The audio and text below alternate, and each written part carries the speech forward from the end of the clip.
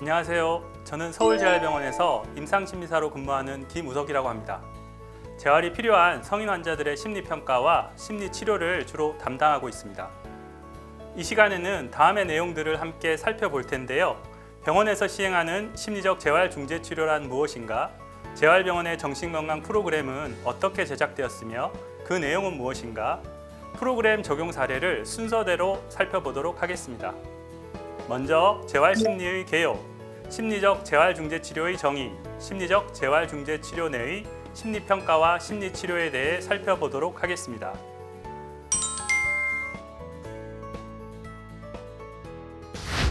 재활심리란 손상이나 질병으로 장애가 있는 사람들을 위해 심리학적 원리를 연구하고 지식을 적용하는 학문입니다. 포괄적인 재활치료의 한 팀으로 인지, 정서, 적응의 어려움에 대해 평가와 치료, 자문을 시행하며 일상활동 참여에 대한 장애를 극복하도록 돕는 전문 분야입니다. 재활심리학을 기반으로 하는 심리적 재활중재치료는 정신요법의 기타 행동치료로 다음과 같이 치료에 대해 정의하고 있습니다. 질환이나 손상으로 인한 초조, 우울, 이상행동, 고립된 사회관계 등 심리와 행동에 문제가 있는 경우 발달 및 재활을 촉진하고 적응 및 문제 행동을 중재하는 치료법으로 재활이 필요한 모든 환자가 대상입니다. 심리와 행동의 문제를 규명하기 위해 진찰, 심리검사, 보호자 면담을 먼저 실시하고 치료를 위한 목표와 치료 기법을 선택합니다. 치료 기법으로는 실제 상황의 행동 치료를 적용하는 응용 행동 분석, 생체 정보를 되돌려 주어 생체 기능을 조절하게 하는 생체 되먹이기 요법, 문제 해결 기법 등의 효과적인 중재 치료법을 선정하고 치료하고 필요시에는 보호자에 대한 교육도 함께 실시하게 됩니다. 심리평가의 목적과 기능은 첫째, 환자가 보이는 증상의 정확한 진단을 돕고 환자의 특성, 장단점을 파악하여 적절한 치료 계획을 세울 수 있습니다. 둘째, 임상적 진단과 기능 수준을 객관적으로 평가하여 군입대, 보상 문제, 학교 진학 문제 등의 의사결정 근거 자료를 제공합니다. 셋째, 증상 및 기능의 호전이 어느 정도 이루어졌는지, 치료적 개입이 과연 효과가 있는지에 대한 평가로도 사용이 될 수 있습니다. 마지막으로 환자에 대한 평가 과정 자체가 환자 자신의 상태나 결함에 대한 새로운 이해나 통찰을 제공할 수 있습니다. 대표적인 검사로는 지능검사, 신경심리검사, 정서 및 성격검사가 있는데 목적에 따라서 단독적으로 또는 배터리 형태의 묶음으로도 검사 사용이 가능합니다. 심리치료는 크게 두 가지 목적을 가지고 있는데 첫 번째가 재활의 효율성을 촉진시키기 위해 재활 과정을 방해하거나 더디게 하는 심리적인 문제를 해결하는 것입니다. 가장 보편적으로 경험하게 되는 감정들이 우울감, 좌절감, 무력감인데 장애로 인해 많은 것을 상실하고 자신의 삶이 이전과 같지 않다는 것을 깨닫게 되면 심리적인 고통이 크기 때문에 우울감은 어쩌면 자연스러운 감정 반응일 것입니다. 하지만 내면의 고통을 회피하거나 통제하려는 과정에서 개인은 더 큰 우울증을 경험하게 되고 주변 사람들의 부정적인 반응에도 괴로움이 증폭될 수 있습니다. 뇌손상 환자의 30에서 50%가 우울증을 경험하고 있고 발병 후 3개월에서 6개월 사이에 지역사회나 병원에 우울 표본이 증가하는 경향을 보였습니다. 다음으로 불안과 신체화 증상이 많은 편입니다. 불확실한 미래에 대한 두려움으로 사소한 말 한마디에도 과민해집니다. 특히 심리적 어려움이 해소되지 않고 억압이 되면 불면, 통증, 두통 등의 신체적 증상이 동반되어 나타날 수 있습니다. 뇌손상 환자의 20%에서 40% 정도가 경험하고 가끔씩 갑자기 극단적으로 불안이 증가되어 재발로 오해되기도 하는 공황 상태를 경험하기도 합니다. 마지막으로 공격 행동과 투사 행동은 자신에 대한 연민과 보상 심리로 내사에 불만과 요구가 많아지면서 자기중심적이거나 때로는 공격적인 행동을 하는 것입니다. 사소한 것에도 자존심 매우 상해하고 자신의 문제를 남의 탓으로 돌려 비난하는 경우가 있는데 이때 가족들도 긴장감이 높아져서 좌절과 실망감으로 큰 고통을 호소하게 됩니다.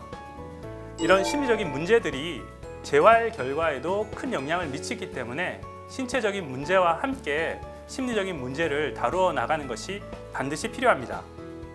두 번째 목적은 환자의 성공적인 재활을 위해 필요한 심리적 기술이나 기법을 가리키는 것입니다. 주의를 전환시키기 위한 심상훈련, 체계적으로 근육을 이완시키는 근육 이완 훈련, 호흡 훈련 등의 이완 기법들, 내적 경험에 대해 불편함을 기꺼이 경험하고 이유대기 없이 비판단적으로 받아들이는 마음챙김 기술, 장애와 관련된 불확실성이나 불안감을 줄이고 사회적 상황들을 더 잘 다룰 수 있게 하는 사회적 기술들을 배울 수 있습니다. 심리치료의 대표적인 방법으로 행동치료, 인지행동치료, 수용기반 행동치료가 각 치료의 문제들을 보완하면서 새로운 치료 동향을 형성해 가고 있습니다. 1세대 행동치료는 강화에 의해 바람직한 행동은 학습시키고 바람직하지 않은 행동을 소거하고자 하는 기법으로 재활 장면에서는 주로 일상생활을 하는 기술을 지도하는 데 사용이 됩니다. 2세대 인지행동치료는 CBT라고도 하는데 생각을 변화시키는 것에 초점이 맞춰져 있고 재활 장면에서는 통증, 우울, 불안 등의 여러 가지 심리적인 문제를 해결하는 데 사용이 됩니다. 제3세대 수용 기반 행동 치료는 인지적 접근으로 앞선 인지행동 치료처럼 부정적인 생각과 논쟁하거나 부정적인 생각을 변화시키려고 하지 않고 수용과 기꺼이 경험하기를 대안으로 강조하는 방식이고 재활 장면에서는 환자와 가족들의 심리적 유연성을 증진시키는 데 사용이 됩니다.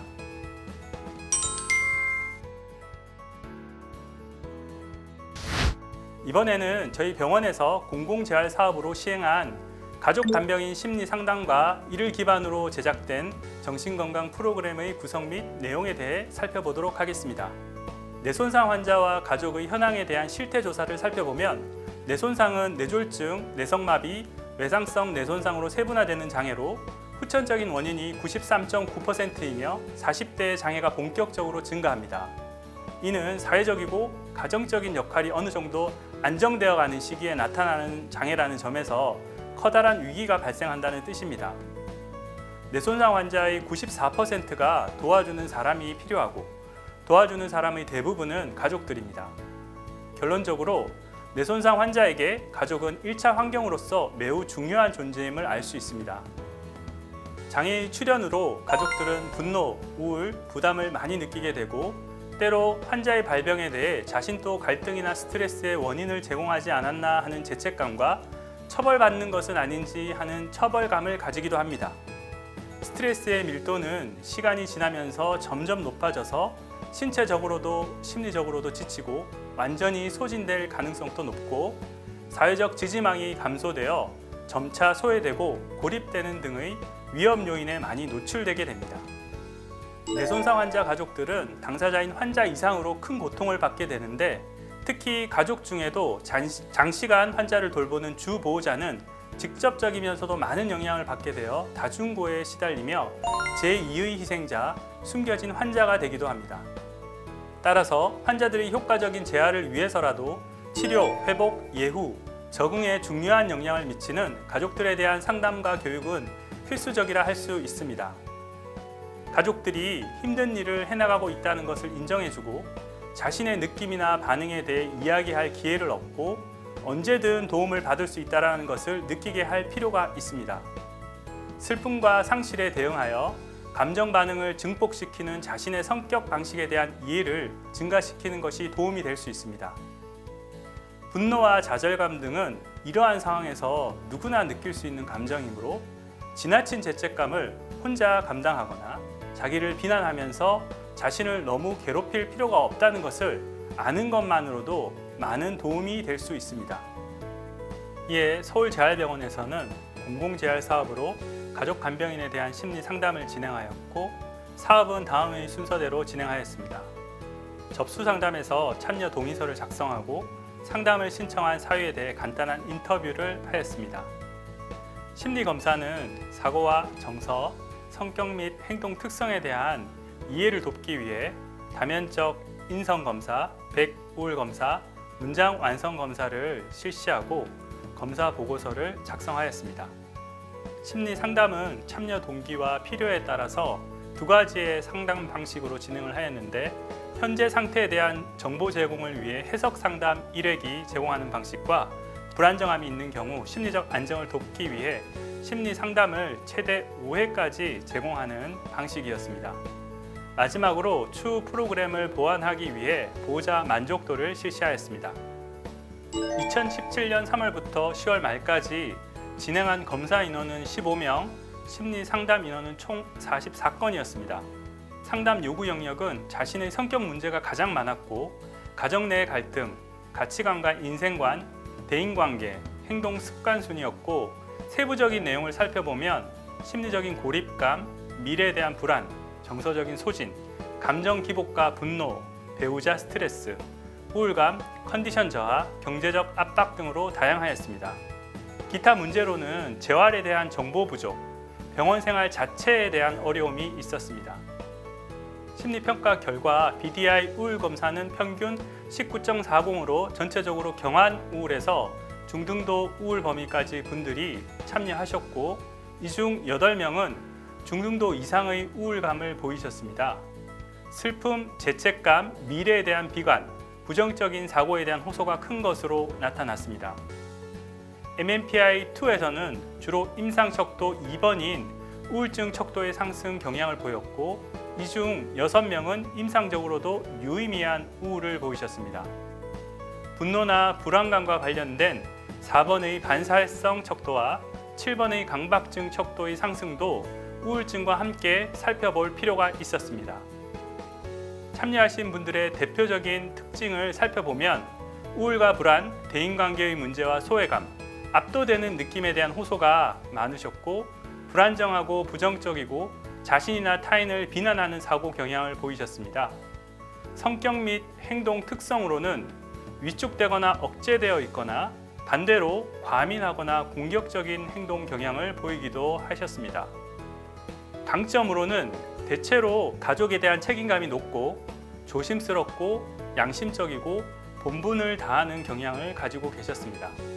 이런 결과를 바탕으로 심리 상담에서는 가족들이 스스로를 대하는 방식을 변화시키고 자신의 감정을 적절히 표현하고 미래에 대한 낙관적인 관점을 유지할 수 있도록 하는 것이 중요하다고 생각하였습니다. 가족 간병인의 심리 상담과 환자들에 대한 치료를 통해 심리적 고통에 대해 각자 경험하는 방식을 공유할 수 있었고, 효율적이고 성공적인 재활을 위해서는 심리적인 요소들도 함께 재활에서 다루어지는 것이 반드시 필요하다고 생각하였습니다. 그래서 총 8회기로 구성된 정신건강 프로그램을 먼저 제작하였고, 현장 상황에 맞도록 다른 재활 전문가들의 의견을 수렴하였습니다. 프로그램의 적용 대상을 넓히는 문제, 참여 가능한 횟수 등을 고려하여 가족 간병인뿐만 아니라 환자에게도 1:1로 사용이 가능하게 하였고, 최소한의 시간으로 효과적인 적용이 가능하도록 8회기에서 5회기로 프로그램을 단축하였습니다. 핵심 내용들은 과거, 현재, 미래의 모듈로 구분하였고, 한 회기는 경험 나누기, 목표 점검, 핵심 요소 다루기, 연습, 비유, 과제 안내 순으로 진행하였습니다. 제작된 워크북은 심리치료의 제3동량인 액트, 수용 전념 치료를 기반으로 하고 있고, 영구적인 장애가 남는 뇌손상 환자와 가족들을 상담하는 데 있어 좀 더 효율적인 대안이 될 수 있을 거라고 생각했습니다. 5회기로 구성된 프로그램의 내용은 심리적 고통에 접근하는 방식과 삶의 방향을 변화시키기 위한 것들이고, 2, 3, 4회기의 세부적인 기법들은 수용, 마음챙김, 가치 중심의 삶이라는 커다란 범주로 묶을 수 있습니다. 1회기 프로그램에서는 먼저 자기를 소개하고 프로그램에 대한 기대를 확인합니다. 프로그램의 목적과 규칙, 기본 과정을 간략하게 안내한 후 현재의 경험하고 있는 스트레스와 함께 도전할 수 있는 활동을 살펴봅니다. 종료 전에 비유를 통해 다시 한번 프로그램의 목적을 환기시킵니다. 이전 참여자들의 예시를 한눈에 볼 수 있도록 하여 덜 부담스럽게 작업할 수 있도록 하였습니다. 예시를 참고하여 자신의 기대나 혹은 현재 어려움을 표현할 수 있도록 도왔습니다. 스트레스 목록 만들기에서는 현재 부담감이 큰 순서부터 간단하게 체크해 봅니다. 상황적인 사건보다는 상황으로 인한 괴로운 생각, 감정, 기억, 충동, 감각, 습관, 행동 경향성으로 구체화합니다. 예를 들어 신체적 부담을 그냥 편마비로 인해서라고 하기보다는 마비로 인해 이제 끝이라는 생각 또는 마비로 인한 좌절감으로 좀 더 구체화시키는 것이 좋습니다. 그리고 작성된 목록 속의 심리적 고통과의 싸움이 사라지면 이제 무엇을 할 것인지를 적어보면서 삶의 경로가 어떻게 바뀔 것인지에 대해 보다 폭넓게 생각해 보는 것을 연습합니다. 실제의 고통을 차단하려고 애쓰면서 참여하지 못한 활동이 더 큰 고통을 줄 수 있음을 생각해 볼 수 있습니다. 수도꼭지와 물 비유를 통해서 프로그램에서 목표하는 것은 스트레스의 근원인 수도꼭지 물을 끄는 것이 아니라 스트레스가 쏟아지는 욕조나 싱크대의 마개를 막지 않도록 하는 것임을 안내합니다. 마개를 막지 않도록 도움으로써 스트레스가 당신을 압도하지 않도록 하는 것임을 알려줍니다.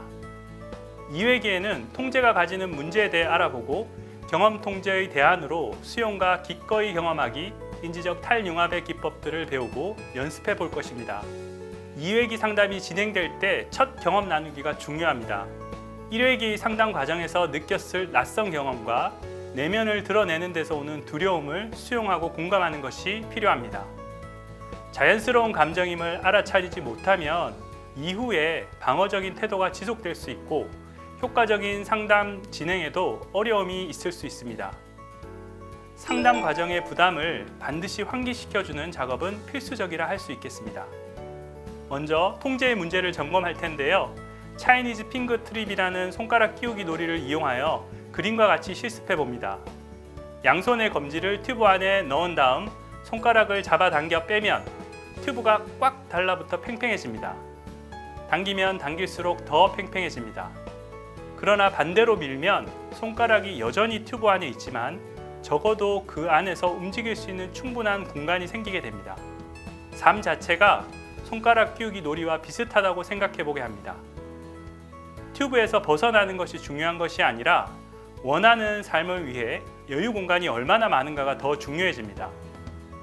통제하면 할수록 움직이는 공간은 협소해지고 통제를 멈추면 새로운 선택의 자유가 늘어남을 실습해 볼 수 있습니다. 우리가 무엇을 제거함에 따르는 마음의 문제는 곱절이 된다는 심리 공식도 함께 설명합니다. 인간의 마음은 통제하도록 프로그래밍 되어 있고 저항이나 통제는 오랜 세월에 걸쳐 조건화된 것이기에 올바른 선택이라고 느껴지고 내려놓기에는 쉽지가 않습니다. 즉, 고통은 피할 수 없지만 괴로움은 선택할 수 있다는 것을 배우게 될 것이고 수용이 저항과 통제의 대안이 될 수 있음을 안내합니다. 이제 그 전환점을 찾기 위해 할 수 있는 방법이 몇 가지 있습니다. 하나씩 체크해 보게 합니다. 여기서 여전히 통제가 나에게 유효하다고 생각한다면 다시 한번 통제의 문제를 점검하고 돌아오는 것이 필요하겠습니다. 첫 번째 기법은 수용입니다. 수용이라고 하면 어떤 것이 먼저 떠오르는지를 물어봅니다. 그러면 그러고 싶지 않지만 이 상황을 받아들여야만 하는 것, 더 이상 회복에 대해 희망을 갖지 않는 것, 참거나 포기하는 것 등의 의미로 표현하기도 합니다. 통제의 대안으로 액트에서의 수용이란 그 순간 방어 없이 온전히 받아들인다는 의미에 가깝고 기꺼이 경험하기란 말로도 대신할 수 있습니다. 그래서 수용이란 현재 삶이나 변화가 불가능한 상황을 그대로 받아들이고 기꺼이 경험하기라는 개념으로 다시 정의해 볼 수 있습니다. 지금의 뇌졸중 장애를 그대로 받아들여야 한다는 의미로 오해하실 수도 있는데 이분들에게는 장애로 인한 상실감이 있음을 수용하는 것, 신체 회복을 위해 필요한 단계를 밟는 과정에서 오는 심리적인 고통을 수용하는 것이라고 한 번 더 짚어주는 것이 필요합니다. 생각이나 감정과 씨름하는 상황에 처할 때마다 감정이나 생각, 감각 등을 기록하면서 순수하고 자연스러운 감정인 1차 감정과 통제로 곱절로 증폭되어진 혼탁한 감정인 2차 감정을 구분하는 연습을 합니다. 고통을 곱절시키는 통제의 문제를 한 번 더 환기시킬 수 있고 반응할 수 있는 선택의 여지에 대해서 생각해 볼 수 있겠습니다. 두 계기판 비유에서는 마음의 작용에 의해 자동적으로 정서적 불편감의 통제에 맞춰졌던 초점을 수용과 기꺼이 경험하기라는 새로운 선택으로 재설정할 수 있음을 알려줍니다. 두 번째 기법은 인지적 탈융합, 다른 말로 마음과 거리두기입니다. 생존에 대한 위협을 탐지하는 방식으로 정교화된 마음은 우리를 기분 좋게 하기 위해 진화하지 않았고 그 내용의 대부분은 상당히 부정적입니다. 물론 마음이 문제가 있거나 마음이 잘못되었다는 것을 의미하는 것은 아닙니다. 그러나 우리가 그런 속성의 마음을 통해서 내적 경험을 비추어 볼 때 그 편협함과 경직성 때문에 치러야 할 대가가 커집니다. 스트레스와 관련한 자신의 생각, 감정, 기억, 신체 감각, 행동 경향을 적어보고 여러 가지 어려움이 상호적으로 연결되어 있음을 연습해 봅니다. 이 기법에서의 핵심은 여러 가지 생각, 감정, 기억, 신체 감각, 행동 경향에서 좀 더 자유로워지는 것입니다. 그래서 생각은 생각일 뿐이다, 감정은 감정일 뿐이다 라고 거리 두고 바라보기 하는 것입니다. 자신을 생각이나 느낌을 통해서 보는 것이 아니라 생각과 느낌을 보는 것입니다. 생각하는 사람과 생각, 느끼는 사람과 느낌 사이의 공간을 만드는 심리 기술입니다. 인지적 탈융합을 위한 한 가지 방법으로 생각에 이름 붙이기를 연습해 보겠습니다. 뇌졸중 장애로 인해 자신이 가족에게 짐짝처럼 생각될 때 나는 이제 아무 쓸모가 없어 라고 말하지 말고 나는 이제 아무 쓸모가 없어 라는 생각을 하고 있어 라고 말하게 합니다. 상실로 인한 슬픈 감정에 대해서는 나는 우울해 라고 말하지 말고 나는 우울해 라는 감정을 느끼고 있어 라고 말하게 합니다. 생각이나 감정에 얽힐 때마다 이런 방식으로 자신과 대화를 하면 이 둘 사이에는 커다란 차이가 있음을 알 수 있게 됩니다. 3회기에는 인지적 융합으로 인해 과거나 미래에 과도하게 쏠린 주의를 현재로 돌려서 현재의 순간에 접촉할 수 있게 하는 방법을 배우고 연습할 것입니다. 세 번째의 기법은 맥락으로서의 자기에 접촉하기로, 다른 말로는 관찰하는 자기, 상위인지, 지혜로운 마음, 큰 마음으로 대신할 수 있습니다. 마음의 내용에서 벗어나 더 크고 넓은 자기 감각에 닿을 수 있도록 함으로써 유연성을 증가시키는 기법입니다. 마음의 작용으로 만들어진 개념적인 자기에 지나치게 밀착하거나 동일시하여 삶에서 요구되는 변화를 만들 수 없게 되는 경우에 심리적인 경직성이 발생합니다. 특히 나는 불안한 사람이다, 나는 중요하지 않은 사람이다 와 같은 부정적인 자기 개념화에 대한 믿음은 내가 입는 옷이 아니라 그게 바로 나야 라고 믿어버리는 것과 같습니다. 대표적인 비유가 체스판 비유입니다. 체스판 위에서 흰 말과 검은 말의 싸움은 우리 마음속의 자신감, 편안함, 즐거움, 인정받는 느낌, 사랑받는 느낌 등의 긍정적인 판단과 불안, 우울, 짜증, 분노 등의 부정적인 판단의 싸움으로 비유가 될 수 있습니다. 당신이 체스 말의 수준에만 머무르지 않고 체스판의 수준에 머무를 수 있다면 당신에게 승패는 그다지 중요하지 않게 될 것입니다. 현재 당신은 어떤 차원에 머물고 있습니까? 체스판 수준에 머물면서 말을 볼 수 있다는 것은 연속적이고 안전하며 일관된 관찰하는 자기를 경험하는 것이라 할 수 있습니다. 네 번째 기법은 마음챙김입니다. 순간순간들에 대해 더 온전하게, 방어 없이, 충만하게, 비판단적으로, 탈융합적으로 그리고 수용적으로 주의를 기울이도록 노력하는 것입니다. 몇 가지의 주의사항을 확인한 후에 마음챙김을 실시할 수 있습니다. 알아차려야 할 것이 매우 많고 실시 방법도 다양하기 때문에 여기서는 단지 경험의 한 측면에만 초점을 맞추는 연습을 할 것입니다. 여기에서 마음챙김을 위한 음성 파일을 이용하여 녹음된 음성에 따라 연습할 것입니다. 대표적인 호흡 명상은 호흡을 마시고 내쉴 때 마음을 챙겨서 수를 세어나가는 수식관 호흡입니다. 호흡과 함께 10부터 하나까지 세어나가다가 잊어버리면 다시 10부터 천천히 세어나가는 방식으로 진행합니다. 연습 시에는 10번 정도를 반복하거나 10분에서 15분 정도의 시간을 정해서 시행하게 합니다. 대표적인 먹기 명상은 건포도를 먹는 먹기 명상입니다.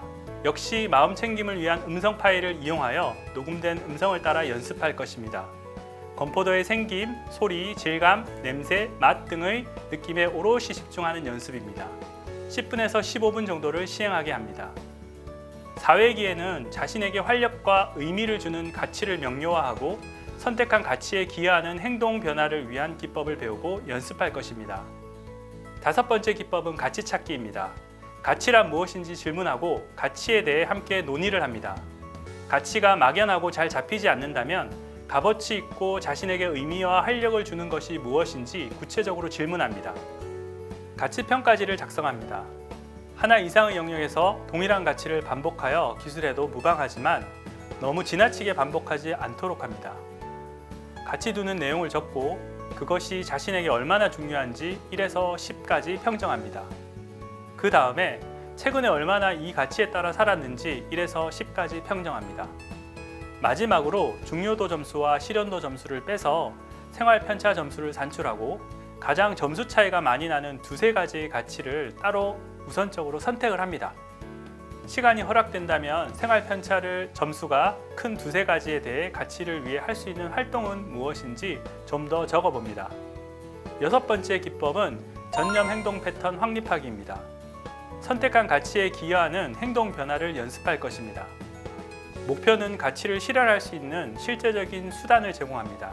따라서 목표가 실제적인지, 달성 가능한지, 당신의 현재 상황에 적합한지, 당신의 삶을 가치 있는 방향으로 이끄는지를 점검한 후에 목표를 설정하여야 합니다. 모호한 것을 적지 말고 구체적인 상황에서의 구체적인 행동을 기록할 수 있도록 격려합니다. 예를 들어 주변 사람과 가까운 대화 나누기의 목표를 실행하기 위해 대화를 먼저 시작한다 라는 것은 구체적인 행동이 아닙니다. 친구에게 전화를 건다가 더 낫기는 하지만 이것도 여전히 모호합니다. 친구 창호에게 전화를 건다가 시작과 끝이 있고 구체화된 형태와 맥락이 있어서 좋습니다. 그러나 여전히 장애물도 나타날 것이고 실행 과정에서 심리적 저항을 점검하고 지금까지 배워온 전략을 사용할 수 있습니다. 액트에서는 장애물을 극복하거나 우회하지 않고 장애물과 함께 가는 것을 강조합니다. 스키 타기 비유를 통해 목표 설정의 진정한 목표는 결과로서의 목표가 아니라 가치를 지향함으로써 매 순간 가치 있는 삶을 살 수 있도록 하는 것이라는 점을 강조하고 과제 안내 후에 마무리합니다. 이제 마지막 5회기입니다. 프로그램에 참여 후 어떤 변화가 있는지 확인하고 워크북의 핵심을 다시 정리하는 시간입니다. 갈림길을 내려다보고 이제 다시 출발한다고 상상합니다. 오른쪽의 통제와 해피는 편협하고 투쟁에 기초하고 경직된 삶을 향하고 있고, 왼쪽의 수용과 전념은 생기 있고 가치에 기초하고 유연한 삶을 향하여 가는 것이라는 것을 다시 한번 떠올려 봅니다. 여러 회기를 통해 심리적 고통에 대해서는 두 가지 선택의 갈림길이 있음을 보았고, 새로운 도전을 위한 준비도 되어 있음을 다시 한번 상기시킵니다. 우리는 해결책을 가지고 이 세상에 태어나지 않았기에 과거 반응의 여지밖에 없는 경직된 반응을 하거나 효과적이거나 필요한 행동을 하지 못하고 여기까지 왔을 수 있습니다. 이제 무엇보다도 자신에 대한 친절과 자비가 필요한 때이고, 고통스러운 감정을 받아들이고 비판적인 생각과의 융합에서 벗어나서 진정으로 가치 있는 일에 집중하려면 다른 누구보다도 자신에게 더 친절해야 합니다. 프로그램을 통해 어떤 변화가 있었는지에 대한 피드백을 실시합니다. 마지막으로 워크북의 핵심을 정리합니다. 그동안 배운 6개의 핵심 기법들은 상호작용을 통해 심리적 유연성을 만듭니다. 심리적 유연성이란 일종의 심리 기술로 의식하는 인간으로서 현재 순간에 보다 더 충분하게 접촉하는 능력이며, 가치에 기여하기 위하여 상황에 따라 변화하거나 인내하는 능력임을 강조하면서 마무리합니다. 참고로 이 워크북을 구성하는 내용들은 문현미 선생님의 마음에서 빠져나와 삶 속으로 들어가라, 조성근 선생님의 통증을 넘어선 새로운 삶의 시작, 한영경 선생님의 뇌손상 환자 가족의 스트레스 모형 검증 및 심리적 개입 프로그램의 효과를 참고하여 제작하였습니다.